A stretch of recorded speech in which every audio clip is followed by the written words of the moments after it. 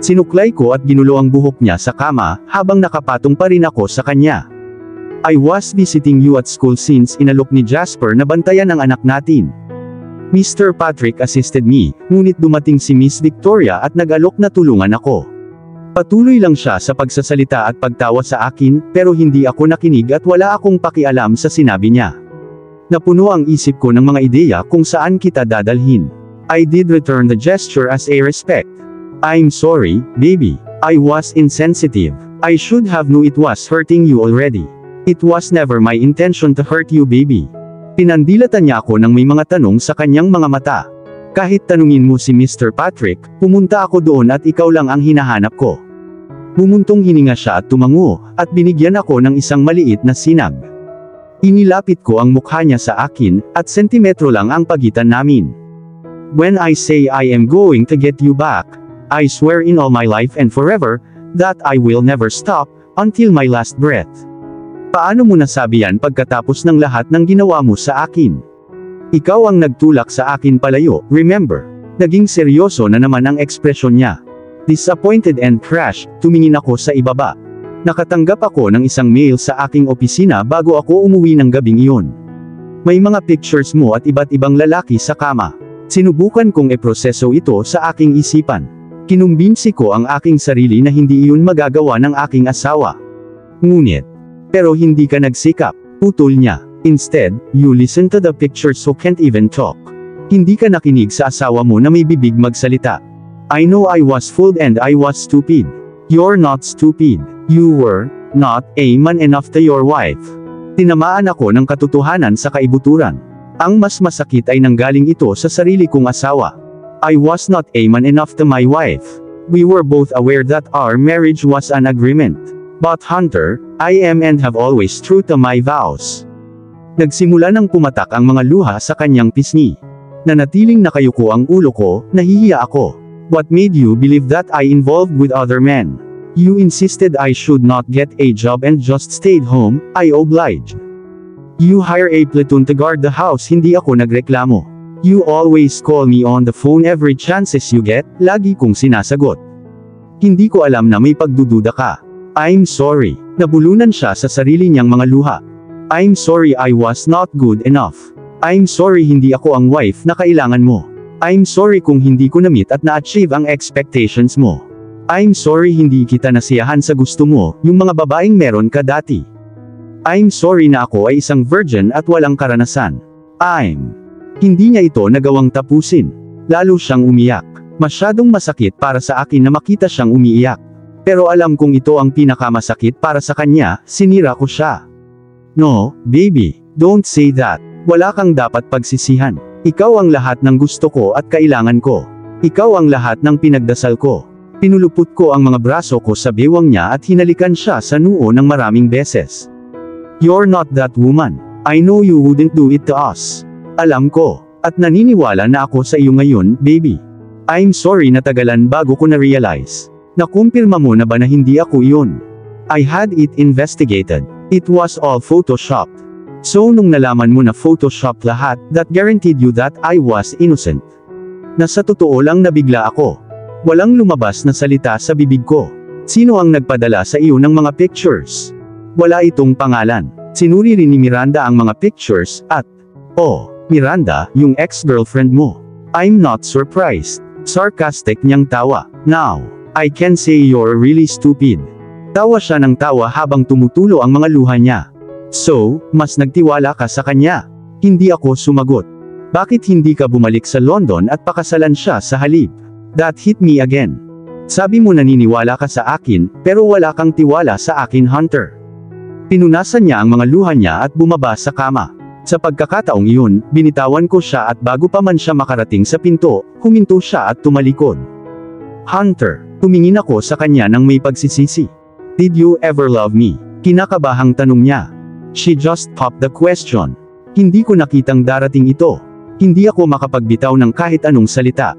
Sa halip, lumakad ako patungo sa kanya, at pinaalis siya sa kanyang mga paa at binigyan siya ng isang malalim, mapusok, at walang hanggang halik. I love you, sambit ko sa pagitan ng aking mga halik. I love you most, baby. Matapos masigurong may masasakyan siya pabalik sa kinaroroonan ni Jasper, bumalik ako kaagad sa hotel. Tinanggihan niya ang alok mula sa akin. Hindi rin ako nagpumilit. Ayokong magalit ulit siya. Pagdating ko sa kwarto ko sa hotel, agad kong tinawagan ang abogado ko para imbestigahan si Miranda. Tinawagan ko ang aking malapit na kaibigan at isa ring well-established billionaire, Aldrich Stephen, at ikinwento sa kanya ang lahat ng nangyari dito, at pinakiusapan ko rin siyang pansamantalang pamahalaan ang kumpanya habang wala ako. Inutusan ko ang aking Vice President to revoke Miranda sa anumang pag-access sa aking mga properties kabilang ang pagpasok sa kumpanya. "Once I get back to you, woman, I will kill you," I swore. Si Aldrich ay palaging kapatid sa akin. Siya ang nagpa-realize sa akin na matagal na akong niloko ni Miranda sa isang mas matandang bilyonaryo. Kinailangan niya akong patumbahin ng masama para lang magising ako sa katinuan ko. Ako ay nasa tuktok pa rin ng aking karera at nagtatayo ng aking sariling imahe, ngunit gusto ni Miranda ang isang mahusay na mayaman na tao na hindi isang nagsusumikap na modelo. Si Aldrich ang nag-initiate ng investigasyon para malaman kung niloko ba talaga ako ng asawa ko. I was not living my life, I was only existing for the past years. I couldn't put myself together, there was always missing in my life, it was my wife. Kinailangan pa akong itulak ni Aldrich para makasakay sa eroplano, para hanapin at ibalik ang asawa ko. Ako ay isang ganap na tanga. Hindi ko siya hinayaang magsalita o magpaliwanag. Napalunok ako ng sarili kong katangahan. Sinira ko ang asawa ko, ang pagmamahal at tiwala niya sa akin. Paano ko magagawa iyon sa kanya? Umupo ako sa kama at tahimik na humagulgol. Nakaramdam ako ng sobrang kahihiyan. Wala nang tiwala sa akin ang sarili kong asawa. Hindi ko na alam kung ano ang nangyari sa kanya pagkatapos ko siyang paalisin sa bahay namin. Inayos ko pa ang mga damit niya at iba pang gamit sa loob ng kwarto namin. Wala akong puso na itapon sila. Iyon lang ang mga bagay na nagpaalala sa akin sa kanya. Yun siguro ang dahilan kung bakit hindi ako makamove on. Kinaumagahan pagkatapos ng gabing hiniwalayan ko siya, nanatili ako sa bahay buong araw, umaasa na babalik siya para sa akin, ngunit hindi. Nabigo ako bilang asawa, nabigo ako sa kanya. Itinatag ko ang aking sarili bilang isang bilyonaryo. Sinakop ko ang industriya ng pagmomodel, at ginawa kong famous ang aking sarili. Nasakop ko ang business world at ginawa ang aking sarili bilang isang bilyonaryo. Ngunit ang nakakalungkot, nabigo ko ang aking tungkulin bilang asawa at ama. Nagising ako na nakaramdam ako ng saya para sa araw na iyon. Nakatanggap ako ng text mula sa aking asawa na nagtatanong kung maaari ko bang bantayan sandali ang aming anak habang siya ay nagtatrabaho. Tuwang-tuwa akong sumagot, "Yes, baby. I'm coming." Hindi ako gumamit ng emoji dati. Natawa ako sa sarili ko. Muntik na akong tumakbo papuntang shower sa sobrang excitement. Nag-shave ako at naligo ng maayos. Kailangan kong mabango at look good kapag kaharap ko ang aking asawa. I chose my casual wear and sprayed body perfume. Ang pabangong ito ay paborito ni Via. Dala ko ang ilan sa kanila bago ako sumakay ng eroplano. Nang makarating ako sa apartment ni Via, inayos ko muna ang sarili ko bago kumatok. I was tense and excited at the same time. Para akong isang teenager na kinakabahan na nakatayo sa labas ng bahay ng kadate niya habang hinihintay siyang lumabas. Pinapasok niya ako at hinalikan ko siya sa pisngi, dahilan para mamula siya. Mumuso siya at napansin ko ang ngiti niya. "Ito ang paborito mong pabango, baby." Lumapit ako sa anak ko at binuhat ko siya na ikinatawa niya. It was the weekend and I planned to take them to the park.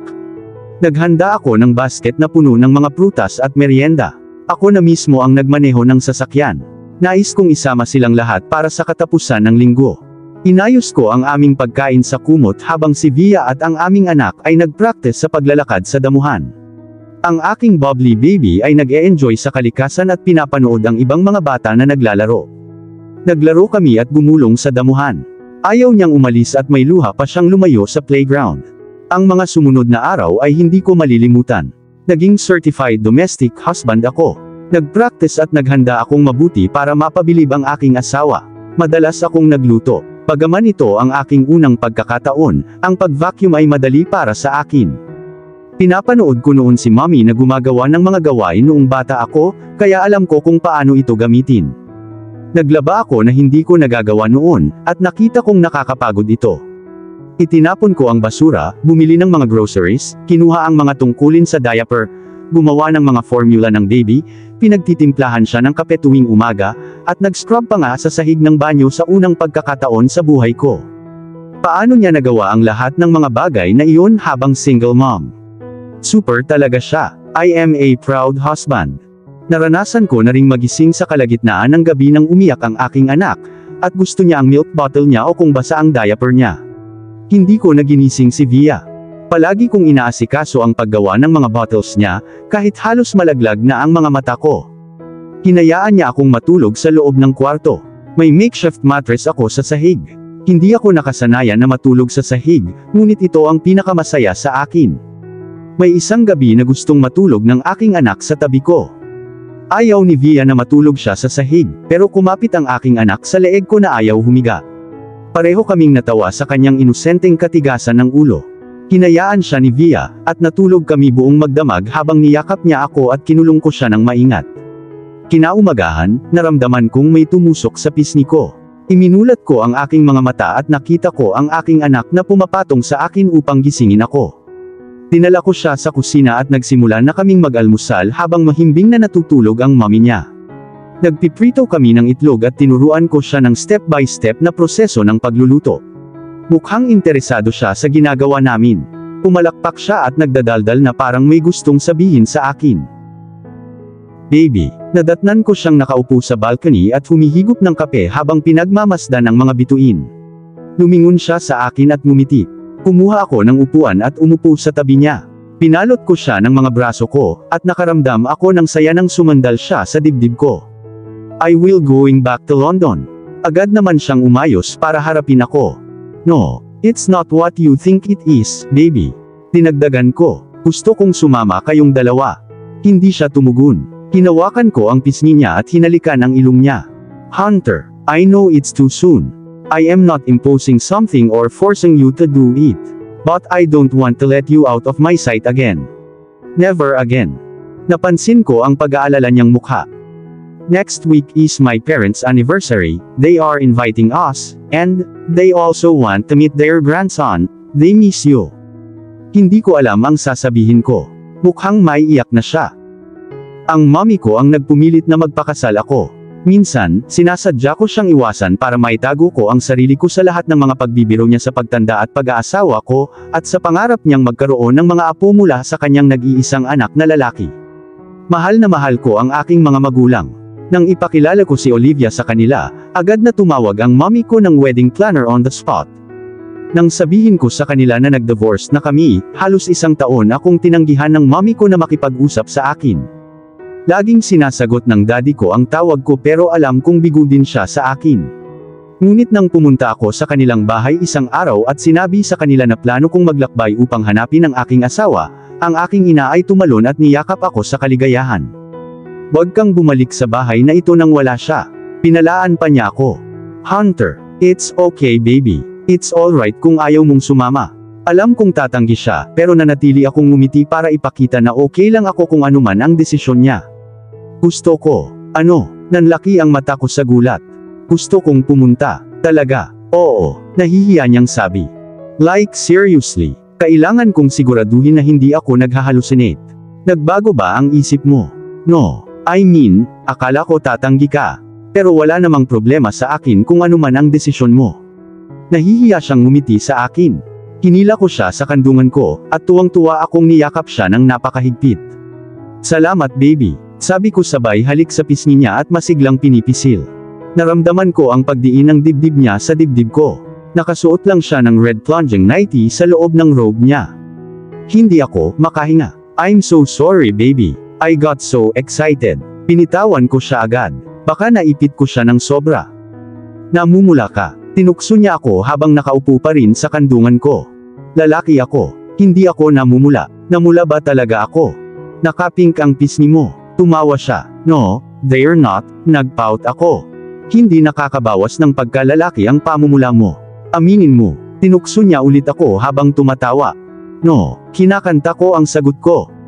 Sige. Umalis siya sa kandungan ko at iritadong humakbang. Hey! Tawag ko sa kanya at hinawakan siya sa bewang ko. Baby, I'm sorry. Fine. Namumula ako. Ganun na ba ako ka-obvious? Lumingon siya, at hinalikan ang magkabilang pisngi ko. Agad ko siyang binuhat na naka-bridal style at dinala sa loob ng kwarto. Umagikik siya at ipinulupot ang mga braso niya sa leeg ko. Nagugutom na ako. Sigaw ko sabay halik sa leeg niya. So, painosenteng sagot niya, kailangan mo akong pakainin. Isa kang malaking tao, tiyak na alam mo kung paano pakainin ang iyong sarili. Dinilaan ko ang ibabang labi ko at tinitigan siya ng may pagnanasa. Ipapakita ko sa iyo kung gaano ako kalaki, ngumisi ako bago siya inihiga sa kama, at nilamon siya ng masarap. At dito na po, nagtatapos ang part 17 ng ating kwento. Sabay-sabay po nating abangan ang susunod na kabanata. Maraming salamat po. God bless and stay safe.